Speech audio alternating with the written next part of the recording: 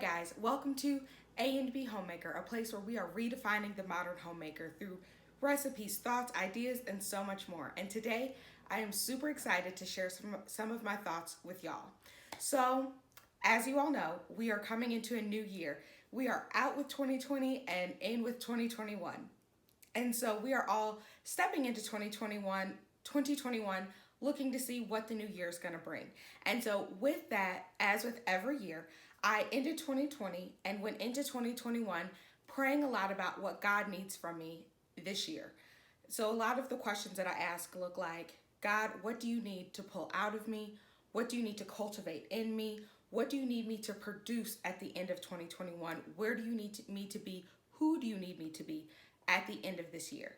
And so with asking those questions comes the task of producing and the task of changing. And so with that, I started to think, now I need a strategy. Because anytime you get a vision and you get a goal of where you're trying to be, you need to make sure that you are setting yourself up to achieve that goal in the most strategic and efficient ways. And so I looked up the definition of strategy.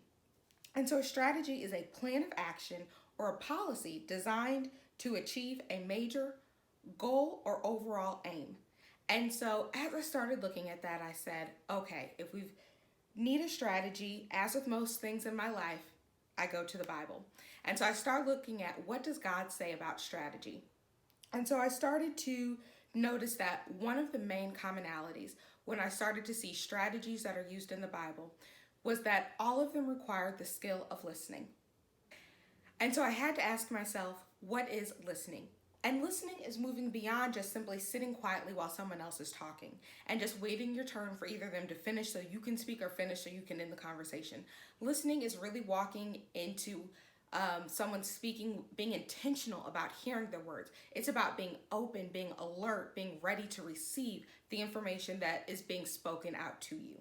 And so with listening, as I started to go through the Bible and look at different examples of when listening was really important, especially with strategy, I came to the life of Samuel, specifically in his childhood.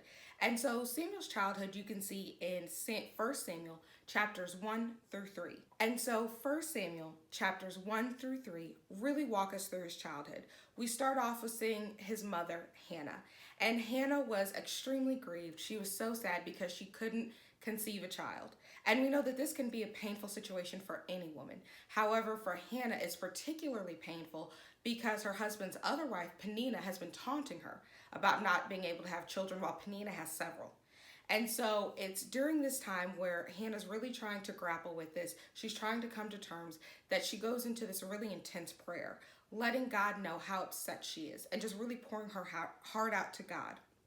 And she is in such an intense prayer mode and having such an intense moment with God that Eli, the priest, comes into the temple where she's praying and he actually thinks that she's drunk. And she explains to him that she's not drunk. She has been praying to God and really laying out her heart and really sharing her grief with God. And it was during this prayer time that she had made an offer to God where she said, if you allow me to conceive a son, I will give him back to you. Once he's weaned, then I will turn him over to your house to serve all the days of his life. And so when she explains to Eli what's happening and that she's not drunk, that she's just full of pain and just expressing that pain to God, that is when Eli lets her know that God has heard her and he's going to give her a son. And so, of course, as the story goes on, Hannah goes on to give birth to her first child, Samuel. And once he is weaned, he is turned over to the house of the Lord to serve. And we see Samuel growing up under the guidance of Eli, who is the priest of the temple. And so that leads us to our text. And so we get to Samuel chapter 3, and we see that Eli is now working with Samuel as Samuel is serving in the house of the Lord. And we come to a situation in 1 Samuel chapter 3, verses 1 through 15, really lays out the entirety of this night where God comes to Samuel and he starts talking to Samuel. But for the purposes of our study, we're really going to focus on 1 Samuel chapter 3, verses 7 through 10. And it's an interesting interaction because we see that Samuel is asleep in the temple and we see that God has come to visit Samuel and he calls out Samuel's name. And as Samuel hears his name called out, he thinks that Eli is calling him. So he gets out of bed, he goes to Eli, and he says, how can I help you? What do you need from me? And Eli says to Samuel, I didn't call you, go back to bed. And this really stood out to me with one of the first lessons as to why it's so important to learn to listen, because we know that Samuel is serving in the house of the Lord, but we also know that he doesn't know God yet. And sometimes we can be so close to the places of God. We can spend a lot of time serving in church.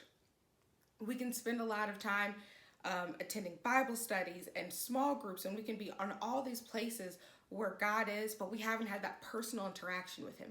We haven't had that personal relationship built yet, so we don't know his voice. And so we come to this point where we see Samuel, where he is so close, he's immersed in the world of God. He's literally living and serving in the temple of God, in his house, and he still doesn't know his voice when God comes to him and calls him. And so as things continue, we see that God comes back to Samuel 3 times. And God continues to call Samuel's name, and Samuel continues to mistake the voice of God for Eli's voice. And he continues to get up, go to Eli, who tells him, I didn't call you, go back and lay down. And it's after the 3rd time that Samuel goes to Eli and he says, you called, how can I help you? And that is when Eli perceives that it's God that's calling Samuel. And that is where Eli instructs Samuel to go back and lay down. And when you hear your name called again, say, speak, thy servant hears.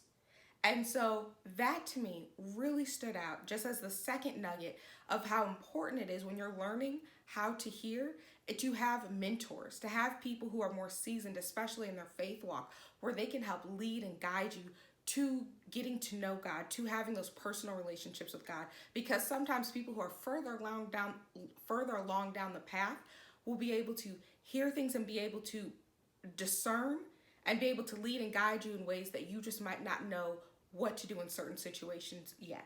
And so we see Samuel, who has this mentor in Eli, who's going to guide him and give him instructions on what to do now that Eli understands God is coming and he's visiting and he's talking with you. And so it's at this point that Samuel goes and he lays back down, and he now has instructions that when he hears God call his name, he's going to say, speak, thy servant hears. And so we see that God has come back again to call Samuel's name. And this verse really stood out to me because we get to see that God has been coming to speak to Samuel multiple times. He's been standing next to him, calling his name, and Samuel doesn't recognize it. And that really led me to wonder how many of us have been asking God, really seeking him for direction, for his guidance, to hear a word from the Lord. And God's been standing next to us the entire time, trying to call our names, trying to get our attention, but we don't know his voice. And so in not recognizing God's voice, it really made me think about how God speaking isn't helpful to us if we don't recognize his voice. When you can't get the direction that you need because you don't know the voice that you need to be listening for. And so as we move into this new season, as we transition into 2021 and all of the changes that will bring in our lives personally, nationally, our families, our work lives, as all of these things continue to happen and we continue to form strategies and different ways that we're going to make sure that we are accomplishing our goals in 2021, I implore you to really make sure that you are stopping and that you are listening and that you are intentional to get to know the voice of God so that when he calls your name, you're able to recognize his voice and heed to his call. Because we see that as the story goes on, God, once Samuel acknowledges God and is able to hear and recognize who's calling him, God is able to share some of the things that he is about to do in Israel. And he lets Samuel know that some major changes are coming that Samuel's going to be a key part of. And so as you are going into 2021 and as you are preparing yourself, I just want you to be mindful of listening for the voice of God, to be aware of his guidance, his direction, his help. And so I'm going to leave you with this. What is God saying to you? Bye.